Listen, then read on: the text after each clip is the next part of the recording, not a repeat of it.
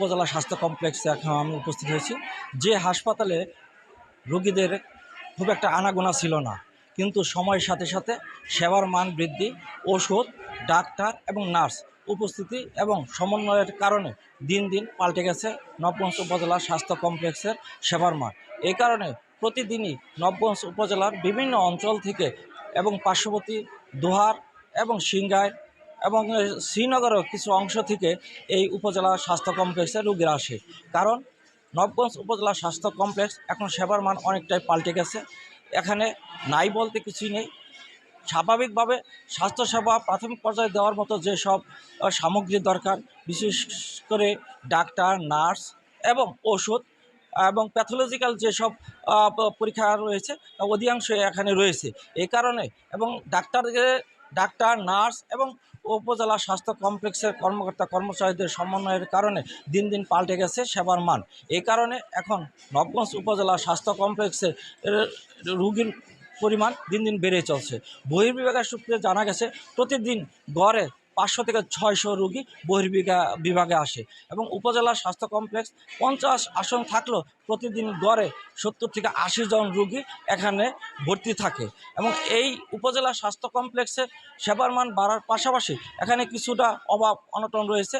এখানে digital X-ray machine না থাকার কারণে রোগীরা দীর্ঘ সময় তার প্রতীক্ষা থাকতে হচ্ছে এবং উন্নত এবং ডিজিটাল এক্স-রে মেশিন যদি স্থাপন করা হয় তবে এই হাসপাতালে আগত রোগীরা অবশ্যই তারা চিকিৎসা সেবার পাশাপাশি যে পরীক্ষার যেসব সামগ্রী রয়েছে তারা এখন আর প্রাইভেট কিংবা ওয়ালটন ফ্রিজ কিনে অনেকের মতো আপনিও হয়ে যেতে পারেন মিলেনিয়াল।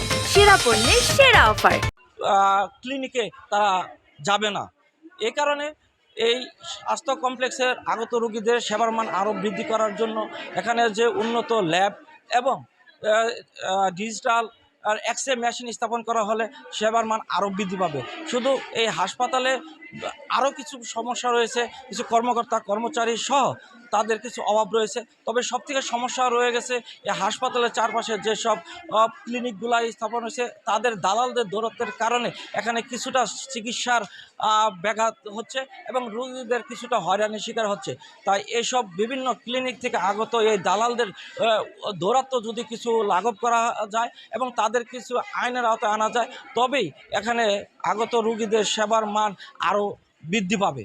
এ ব্যাপারে নবগঞ্জ উপজেলা স্বাস্থ্য কর্মকর্তা ডাক্তার শহীদুল ইসলামের সাথে যোগাযোগ করলে তিনি জানান, আমরা প্রায় প্রতি মুহূর্তেই বিভিন্ন ক্লিনিকের মালিক এবং ক্লিনিক মালিক অ্যাসোসিয়েশনের সাথে আমরা বসে এ ব্যাপারে বিভিন্ন সময়ে আমরা মোবাইল কোর্ট পরিচালনা করছি। এ পর্যন্ত একাধিক জনকে আমরা গ্রেপ্তার করে সাজা দিয়েছি।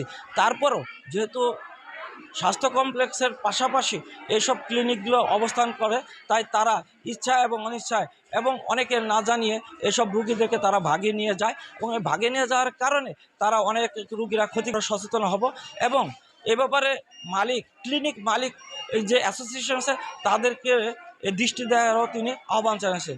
এবং নবগঞ্জ উপজেলা স্বাস্থ্য কমপ্লেক্সে এই সেবার মান বৃদ্ধির কারণে এই রোগীদের আগতর পরিমাণ দিন আরও বৃদ্ধি পাচ্ছে। তাই এখানে যদি ঔষধ এবং ল্যাবের পরিমাণ এবং চিকিৎসার মান এবং যেসব অবকাঠামো উন্নয়ন হচ্ছে এগুলো যদি ধীরে ধীরে আরও বৃদ্ধি পায় এবং কাজে শেষ পর্যন্ত হয় তবে এই নবগঞ্জ উপজেলা যে 14টি ইউনিয়ন নিয়ে গঠিত উপজেলা স্বাস্থ্য কমপ্লেক্সের যে আয়তনের মধ্যে রয়েছে 14টি ইউনিয়নের এই নবগঞ্জ উপজেলার এইসব রোগীরা তাদেরকে আর ঢাকা যেতে হবে না। প্রাথমিক অবস্থায় যেসব সেবা দেওয়ার মতো তারা এই হাসপাতাল থেকে দেওয়ার আর উপযোগী হিসাবে করে তোলার জন্য নবগঞ্জ এবং দোহার সংসদীয় আসন এবং প্রধানমন্ত্রী শিল্প বিনিয়োগ বিষয়ক উপদেষ্টা সালমান এফ রহমানের ঐকান্তিক প্রচেষ্টায় পাল্টে গেছে নবগঞ্জ উপজেলা স্বাস্থ্য কমপ্লেক্সের সেবার মান এবং তার প্রত্যক্ষ তত্ত্বাবধানে এই উপজেলার দিন দিন ক্রমবর্ধমান উন্নয়ন সাধিত হচ্ছে। শুধু তাই নয়, এই হাসপাতালকে কেন্দ্র করে এখানে নার্সিং ইনস্টিটিউট এবং 100 শয্যা বিশিষ্ট হাসপাতালের কাজ অতি দ্রুত বাস্তবায়নের পথে এবং এই কাজগুলো সম্পূর্ণ হলে তবে নবগঞ্জ উপজেলা স্বাস্থ্য কমপ্লেক্সে আগত রোগীদের সেবার মান আরও বৃদ্ধি পাবে। স্বাস্থ্য কমপ্লেক্সে এই যে দিন দিন যে রোগীর সংখ্যা বৃদ্ধি পাচ্ছে এর কারণটা কি? আর বর্তমানে আমাদের এই হাসপাতালে কোনো সমস্যা আছে কিনা যা দ্বারা আমাদের রোগীর দিকে আরো বেশি সেবা দিতে পারে? হ্যাঁ, ধন্যবাদ। আপনি যেভাবে বলতেছেন রোগীর সংখ্যা বাড়ছে। রোগী আগেও ছিল, এখনো আছে, ভবিষ্যতেও থাকবে। আসলে এই হাসপাতালটার সেবার মান বৃদ্ধি পাওয়াতে রোগীর সংখ্যা এখানে বৃদ্ধি পেয়েছে। তার মানে হলো হাসপাতালের মানুষের আস্থার সংকট ছিল, সেটা কেটে গেছে। স্বাস্থ্য সেবার প্রতি যে আস্থা মানুষের দিন দিন বৃদ্ধি পাচ্ছে। আর এর মূল কারণ হলো আমাদের স্বাস্থ্য বিভাগের সর্বোচ্চ প্রচেষ্টা এবং মাননীয় সংসদ সদস্য জনাব সালমান ফজলুর রহমান মহোদয়ের ঐকান্তিক প্রচেষ্টা। উনি এমপি হওয়ার পর থেকে, এবং জানেন যে উনি মাননীয় প্রধানমন্ত্রীর একজন সম্মানিত উপদেষ্টা। উনি দিন রাত সমান এই হাসপাতালে ভাবেন, হাসপাতালে কিভাবে উন্নয়ন করা যায়, যন্ত্রপাতি কিভাবে আনা যায়, সেবা কিভাবে বাড়ানো যায়, সেটা উনি দিক নির্দেশনা দেন। ওনার ঐকান্তিক প্রচেষ্টায় এখানে অনেক যন্ত্রপাতি চলে এসেছে এবং হাসপাতাল বড় হচ্ছে। এবং ওনার ব্যাপক উৎসর কারণে জনগণও এই হাসপাতালমুখী। উনি একটা কথা বলেন যে অধিকাংশ সেবাই জনাব সালমান ফজলুর রহমান মহোদয় বলেন যে, এমপি মহোদয় বলেন যে রোগীর অধিকাংশ সেবা এই হাসপাতালে দিতে হবে। দরকার পড়ে ঢাকা শহরে কনসালটেন্সি হবে এবং যন্ত্রপাতি এখানে থাকবে। এই যে আস্থা, এই যে বিশ্বাস, এর জন্যই মানুষ এখানে আসতেছেন। এবং ওনার ঐকান্তিক প্রচেষ্টা এখানে এক্স-রে, ইসিজি, আল্ট্রাসোনোগ্রাম, তার ভর্তির ব্যবস্থা সবকিছুই দিন দিন উন্নত হচ্ছে। আপনারা জেনে খুশি হবেন যে ওনার প্রচেষ্টায় অবকাঠামোগত কাজ, 100 বেডের উন্নয়ন কাজ ইতিমধ্যে শুরু হয়েছে। নার্সিং কলেজের কাজও প্রক্রিয়াধীন এবং প্রায় 7টা অতিরিক্ত কমিউনিটি ক্লিনিক স্থাপন হলো। তারপর 9টা হেলথ সাব সেন্টার, মানে আমাদের যেখানে সার্বক্ষণিক সেবা চলবে সেই কাজও প্রক্রিয়াধীন।